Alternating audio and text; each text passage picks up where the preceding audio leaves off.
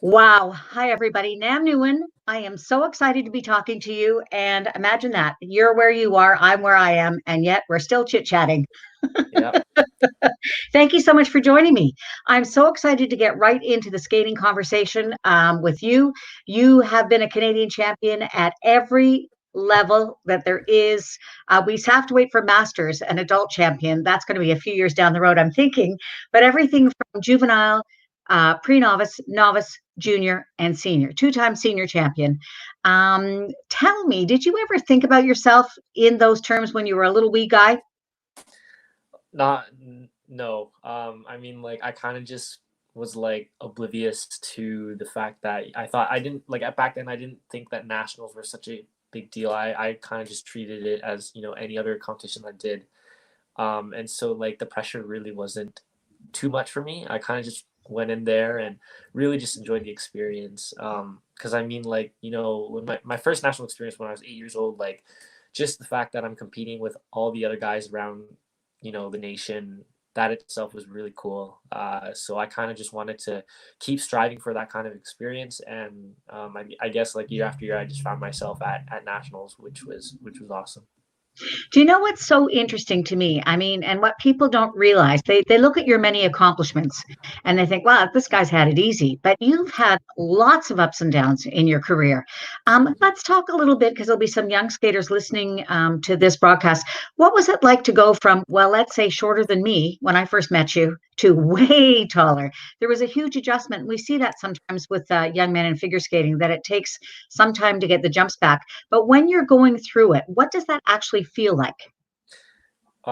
It's definitely challenging. I mean, like you're dealing with constant changes every single day. I remember when I was like 13, 14, I was just stressed out because my body was feeling different from the previous days. And so and also my center of gravity was changing too, and it affected my jumps a lot.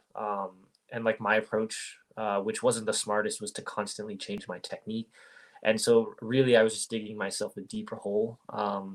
So it was really like just not a great experience, but at the same time it taught me a lot of things. I mean, I should have just trusted myself and my team from the very get-go, and kind of just take things day by day, and just do the work, even though the quality wouldn't be as good as we would hoped it to be. But then again, that's what you can kind of expect from a growth spurt, is like you're dealing with constant changes, and just it's a battle in your brain, as much as it is physically. Do you know, I sometimes wonder if having lots of success when you're younger, if that is something that you sort of become kind of used to. You know, it's a skill, and you know that you're sort of near the top of the heap. And you know, typically when you go to a competition, even when you're a little guy, you come home with some hardware. So when that changes, and you're right, you start to go through that growth spurt. Is part of what you're doing is sort of trying to chase your success and figuring out how you had it in the first place? Is that what you mean by changing technique? A little bit, yeah. For a brief moment, I mean, in my career, I was so hung up on the past successes that I've garnered. And so that kind of like threw everything off. And it happened for like, I think the longest time in the majority of my career. And I'm talking about like from the ages of 14 to like, I think like 3 years ago. And then after that, I kind of just switched my perspective on the sport, and kind of just treated it more as like a business, and something that I enjoy, and just kind of like staying in the present moment as much as possible. But yeah, I mean, like there's so many factors that you have to take into when you're dealing with changes in your body and in your mind. I've got to sort of think back a little bit. First of all, you're coming up to another birthday. I had a pandemic birthday as well. Is there anything special you're going to be doing for your birthday?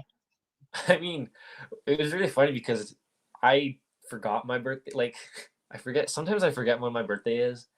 And yesterday I was just talking to a friend, and she reminded me like my birthday was coming up, and so I mean, like if I forget when my birthday's coming up soon, like I highly doubt that there's going to be anything special planned.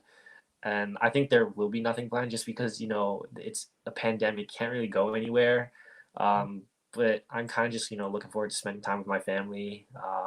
That's really important. So yeah, just looking forward to like a chill day as any other day that we've been experiencing now. So yeah, nothing interesting. Do you know I put on birthday pajamas? I'm just saying, just to sort of kick it up a notch. This is from Norlin McDonald. She can't wait to see you skating again. I feel exactly the same way. Tell me a little bit about how you're keeping fit and sort of what your pandemic sort of plan is, because you're eventually going to have to end up back on the ice and Yeah. jumping all those crazy jumps. Yeah. So like the first 2 weeks of this pandemic, I did absolutely nothing. I mean, it was kind of just like I didn't think it was going to last this long, so I really just treated it as like some time off, time away from skating, and just stayed in bed all day, watched movies, and which was kind of depressing towards the end of it. And so I kind of like uh, decided to, commit myself to a new routine because this is something that we have to get used to for a while now. And my team and I kind of just sat. We had a meeting. And we discussed what we needed to do to make sure we're ready for our first day back, because obviously when we do get back to skating, it's going to be really hard to get ourselves back into shape, not so much physically but mentally, because like skating is like such a mental sport and it takes a toll on you. But off the ice right now, we're trying to do everything as like everything to kind of just set ourselves up for that first day back. Right now, I've just been doing a lot of workouts, off ice jumps, stretching, kind of like really just the generic stuff to keep my mind or to keep my body going. But yeah, every day we're just doing something different, keeping myself occupied. And then we have like some days off to kind of just relax, even though we have like at like 24/7 to relax now with nothing to look forward to. But yeah. It's so interesting. At the end after the final competition, the Four Continents Championships this year, you were named to the world team. And this, as quickly as you were named, you then had to deal with the fact that worlds were not going to happen. So how does that play into your strategy for this coming season? I mean, are you planning on sort of keeping the same programs? Are you planning on tweaking the programs to sort of reflect a different aspect to sort of your personality? Where are you at with that? Yeah, so I mean, like, obviously, like in the beginning stages of, the pandemic, we discussed the programs for the upcoming season. And right now we've decided to change both programs. I love performing the previous programs, but I think we're 1 year out from the Olympics. And so kind of, it's like more time to be experimental with what I want to skate to.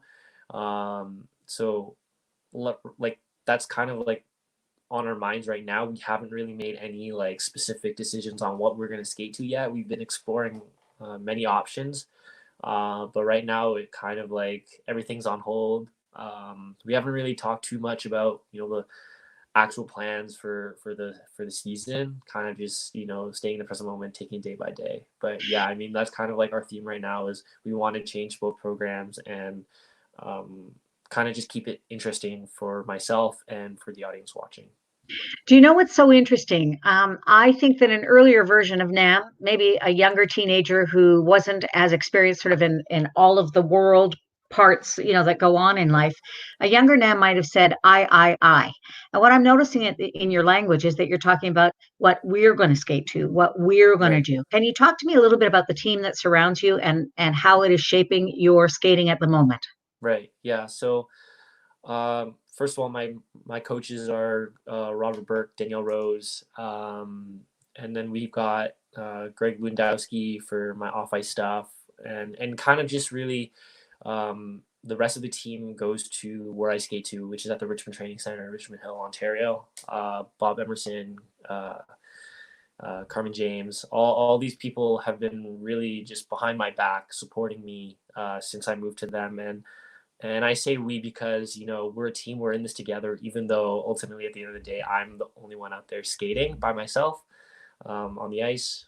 But really, like the whole process is kind of, you know, everybody's together, we're working together, we want to achieve the same goals. And so, yeah, you're right. I mean, like back then, I used to say I a lot, but I never really understood like the concept of teamwork until like I think until like I moved to RTC, actually, it was when Robert really opened my eyes to kind of just, understanding that I'm not alone and that there are people out there trying to help me. And so right now we've got a great thing going on, and we're, just trying to do the work. And I'm now speaking on, like, a typical training day when things are harder than usual. We just try to put our heads down, get through the work, and just try to improve ourselves from the days before. Do you know what's so fascinating for people outside of the skating world is the amount of support that you as skaters give each other and the friendships that you have. I got this picture backstage. I don't know if you remember it.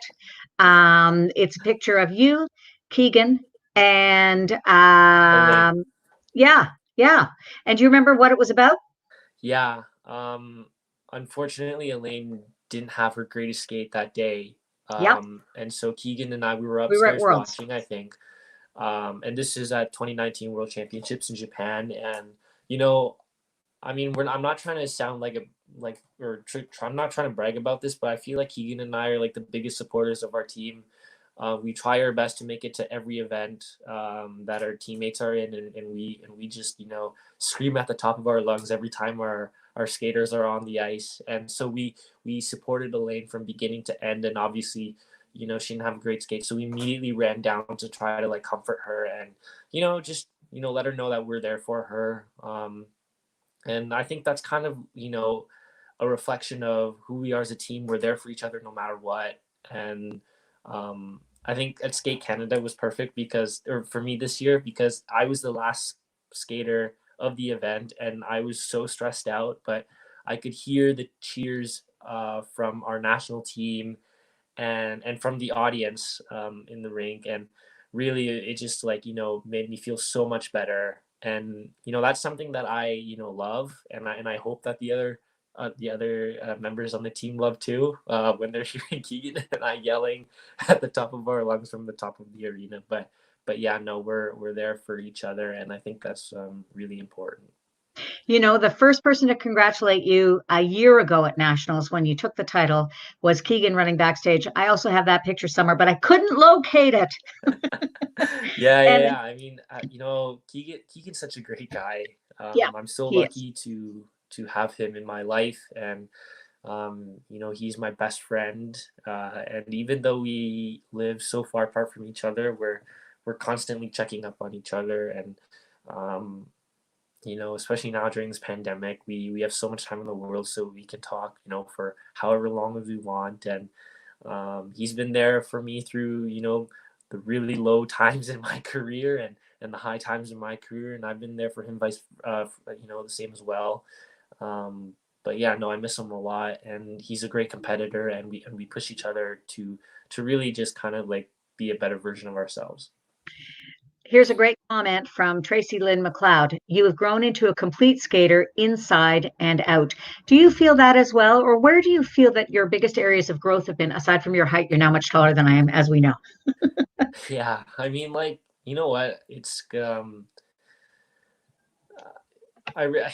so like I feel like, yes, I've matured in a sense, but like, as I say, skating is like, there's so many things you need to improve on, and there's no such thing as hitting perfection.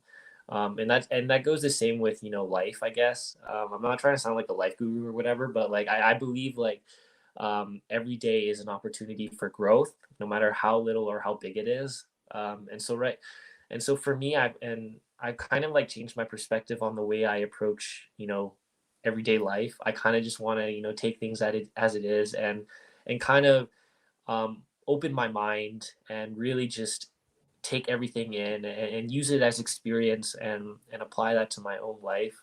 Just so, I'm constantly learning. Um, and I guess like I have like a new way of thinking of things now.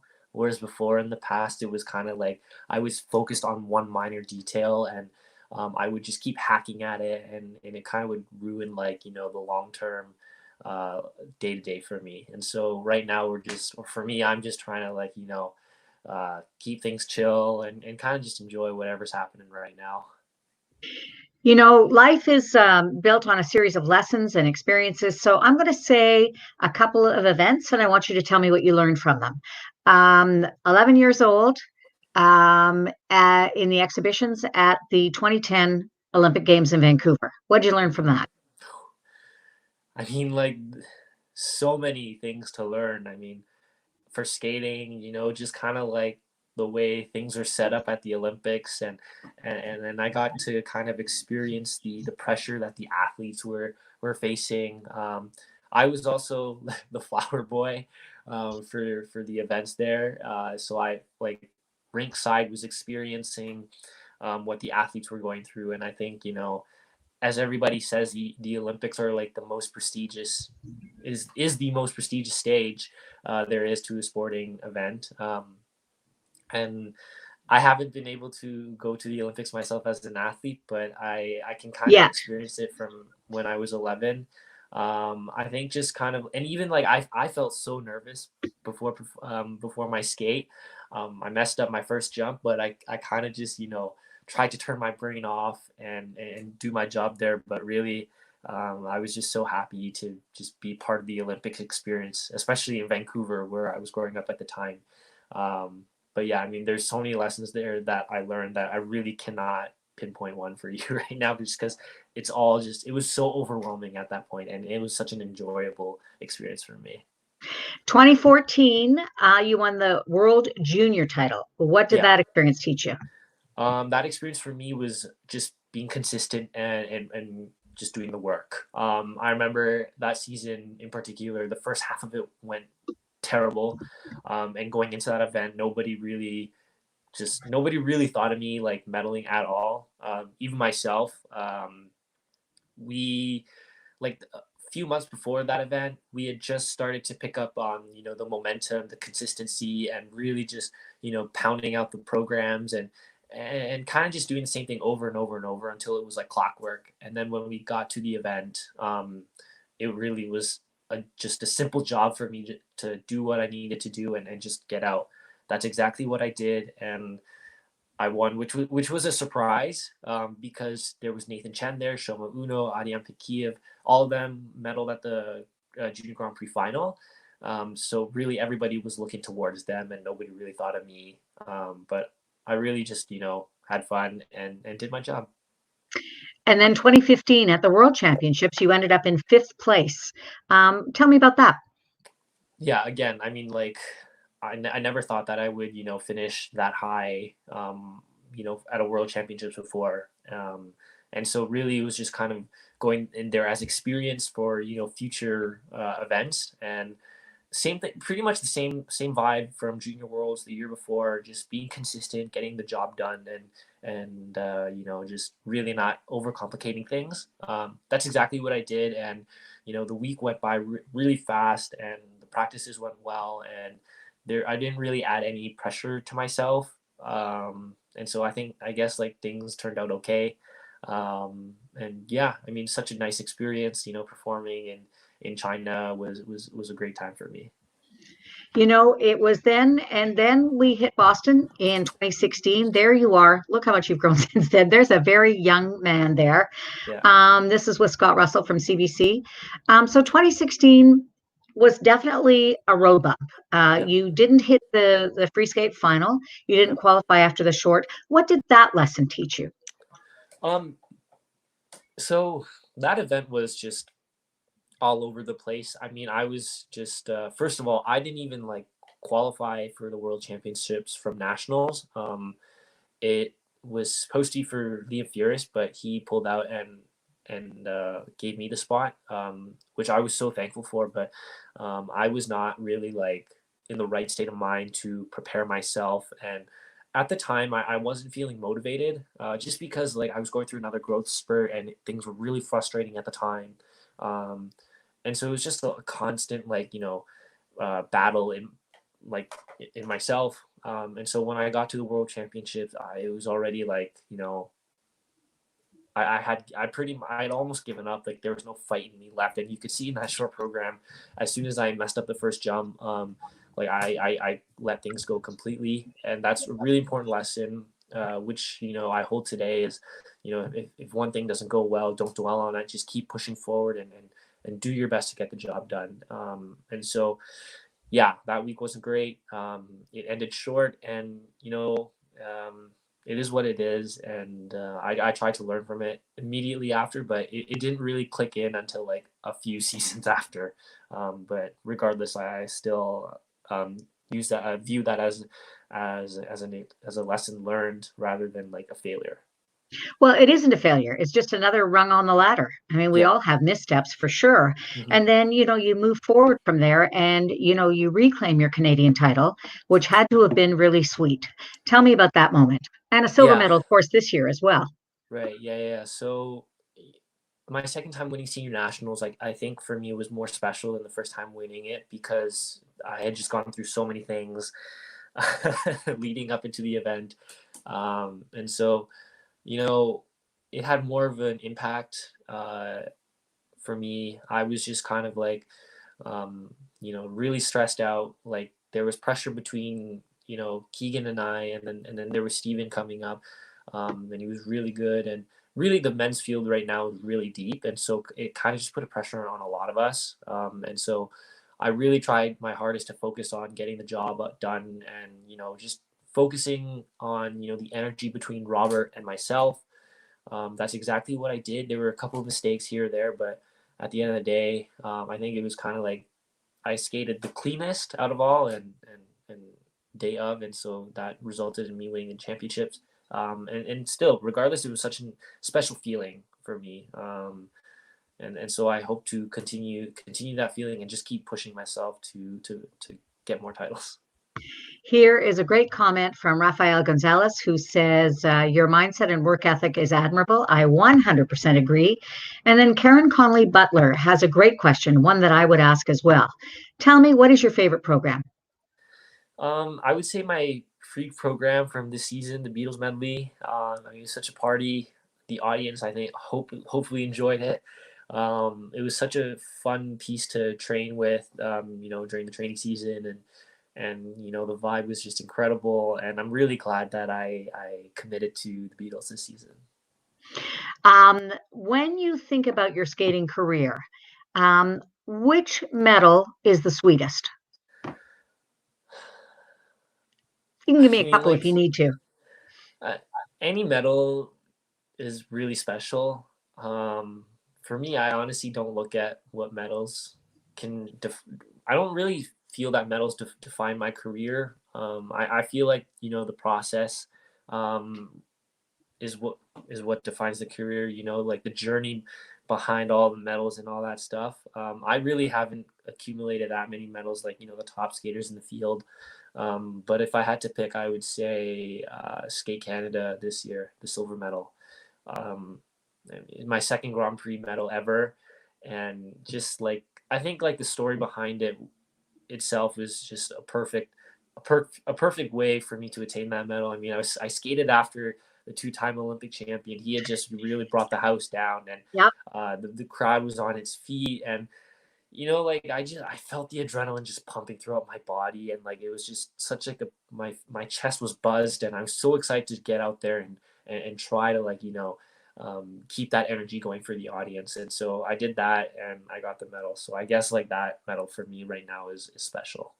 And it's also your personal best overall score and your personal best free skate score. So that's got to be kind of sweet to be able to do that in Canada in front Yeah. of Canadian fans for sure. Um, Tell me who has influenced you as a skating artist. Kurt Browning. Yeah, like hands down, Kurt Browning. His ability to connect with the audience like that quick is just something that I love. And I obviously had the pleasure and honor of working with him for my two free programs in the past, and just working with him was incredible. He's so quick on his feet, and just his freestyle ability was just is awesome. Like I think most of the times I find myself sitting on the side of the rink and just watching him in awe, and I tried to replicate that, and it's nothing to what he does. And he's given me a lot of great advice, and kind of just helped me keep my head up when things were going difficult. And so yeah, and he's also like a really great guy to hang out with off the ice. He has certainly a lot of affection for you and talks about you all the time, and obviously admires your work. I remember seeing you as a little wee guy and just being completely blown away by your ability to connect with the audience. I want to know, I ask this question from time to time of skaters. When you're out there skating, do you actually see the faces of the people who are watching you? Yeah, I do. So somebody asked me that question a few weeks ago, and um, my answer is, okay, let's take Ski Canada for example, the free program. I can tell you that I remember everything from the start to end, second by second. I can remember the faces that I looked at. I can remember the people that I like fired my finger guns off at. Really, for me, I believe that I skate well under a big audience just because if I can play with them and they react with me, like that gives me more energy to do a good job. I mean, like as an athlete, you have to do a good job no matter what, but it's easier when you've got the crowd behind you. Um, so yeah, I can remember every single face that I look at. I can remember the people that I wink to and kind of just having fun with them. And Skate Canada was a prime example of that. Does it ever feel like you're being taken out of the moment? If somebody, and do you ever see the one person who's not clapping, who's grumpy? Yeah, I mean, I've had my fair shares of that, and it happens more in practice. And I think like obviously practice is what like 50 minutes, 40 minutes long, and they can get bored. So sometimes like I'll be like I'll skate by them and throw a little chirp in, just tell them to cheer up and all that stuff. And obviously like in that moment like they don't know whether or not I'm joking or being serious with them, but like I'm 100% just trying to have fun with the audience. And yeah, I mean even in competitions too, I noticed some odd person just not into it, and I don't blame them. You can't please them all, but that's something you try to work towards every day is just trying to get everybody to really be engaged with your performance. Here's a great question from Norland McDonald. Where has been your favorite place to travel for competition? um, Japan is always a great place to go to. The people there are great. The volunteers organizing committee always make sure that the athletes, the coaches, the officials have a great time in Japan. I mean, Worlds in Japan last year was just such a great experience for Keegan and I. We had so much fun there, even though we didn't have our greatest skates. But regardless of that, Japan is my favorite place to go to for competitions. Is it because also that the fans are just so in love with figure skating and are just such a generous audience? Because Yeah, they seemed like they were, I mean, of course, they were crazy for Yuzuru naturally, yeah. and the other members of the Japanese team. But in general, I found them to be a very generous audience when it came to the other skaters as well. Yeah, they're extremely knowledgeable. They know what's going on. They know what's happening, and they show their support for every skater, no matter who it is, and that's something that I love about them. And they're really just a great fan base to kind of just perform to. I remember skating my La La Land program, and towards the end when the music was picking up, they started to pick up, which I loved. So yeah, I mean Japanese fans are next level. Tell me about whether you like skating to something sort of zippy and fast, or do you like skating to something that's a little bit more slow and, you know what I mean, Yeah, emotional. Let's put so it that way. right, yeah. So when I was younger, my preference was always to skate something like zippy and fast, just because it was who I am. And even to this day, I still enjoy it, but kind of like in a more different vibe. And that was the Beatles. I mean, you had a mix of like some swagger, and then you got slow, and then it started to really pick up towards the end. And I think at this age right now for me, at this point in my career, I think we're going to explore something a little bit more slow, a little bit more emotional. And that was the avenue that we wanted to go into anyways for this upcoming season. But yeah, I mean, like right now, I'd say I prefer kind of just like a program that has a lot of swagger and something the audience like just can vibe to. Not, I mean, I can't really skate to anything similar like what I did to the B movies, back in 2009. It just wouldn't look right. But yeah, I mean, back then it was perfect just because of my size and my personality. But now, you go through years of change in your personality and your program style has got to change a little bit. I would say so, and it Yeah. has. You have evolved as an artist on the ice, which is wonderful to see. Tell me a little bit about. Here's a great comment coming in from Jason Detrick of the Figure Skating Boutique. You're a pleasure to watch, and your personality is infectious with the crowd. Keep it up. Yep, I Thanks, agree. Jason. Yeah, I totally I agree. used to work for Jason actually at the figure skating boutique. So Did he you and I are really? great. Yeah, yeah, and his store always helps me out with my skating needs, and I've had the pleasure of working there, and I really got to kind of expand my knowledge on the technical aspects behind like all the gear and stuff. And so yeah, he was a great guy, treated me very well, and his store has helped out so many people. I know, absolutely. They're a huge sort of supporter of skating, and certainly in this area, in the Toronto area. Can you tell me, are you keeping your? I know when I used to take the summer off coaching, and then I'd go back that first day of Hmm. coaching, my feet would Yeah, just absolutely be on strike. The muscles on the bottom of your feet were just killing me. Are right. you keeping your skates on? I have not. They're going to be sore. I know, but and the beauty is, I don't like. I highly doubt that I'll get sore feet because my skates are 100% molded to my foot. So I'm in a pair of Aura skates, and they do like a 3D fit. Like they have an iPad scanner and they scan your foot, and it measures all like the bumps and whatever on your foot. And so when you put them on, like it's so comfortable. And so I have no doubts that my feet will not be in pain, just because the way my skates fit me, which is awesome.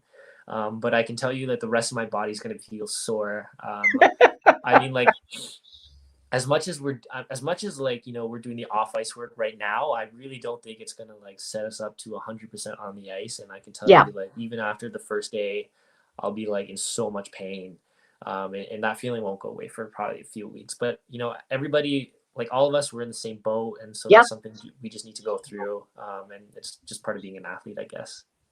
So tell me a little bit about your away from the rink and away from skating life. You are a student at university. Hopefully, everybody will be back to classes in the fall, but regardless of Mhm. whether they are or not, what is your area of study? So right now I'm at York University, and the program that I'm in is health studies. I'm approaching my second or third year. I honestly don't even remember at this point. But right, I think for now, I'm kind of just looking towards other programs because I'm not exactly interested in the field of study that I'm in. I'm looking something with like a little bit of like some business management stuff in it. I'm not really sure what I want to do exactly. My agent David Baden, that's kind of something that I want to look into because it seems pretty interesting, like managing athletes and all that stuff, and that seems pretty cool. So I got to hit him up with some advice and all that. But yeah, right now I'm in a little bit of a state of confusion with where I want to be in my educational career, but hopefully I'll figure that out. I'm sure you will, because what I know about education is that it doesn't really matter where you start. It stands you in good stead as learning how to think Yeah, critically about things, and then it will just move on from there. right. So you're getting ready to go back on the ice, but before you go back on the ice, you said you made a soft announcement of a new arrival. Can you tell me a Yeah. little bit about that? Yeah. So I decided to get a dog. And I feel like, as many other people around the world, during this quarantine pandemic thing, I think now is like the perfect time to get a dog, just because we have all the time in the world to get them ready and whatnot. So, and it's something that I've been like looking at for a while. And the funny thing is, like when I was younger, I used to be terrified of dogs. I was scared of them. I couldn't be around Huh. them. It was just like this one incident when I was like 4 years old, like a dog literally mauled me over, and that was like Ugh. pretty scarring for me for a long time. And I didn't get over my fear until like 3 years ago. Yeah, 3 years ago.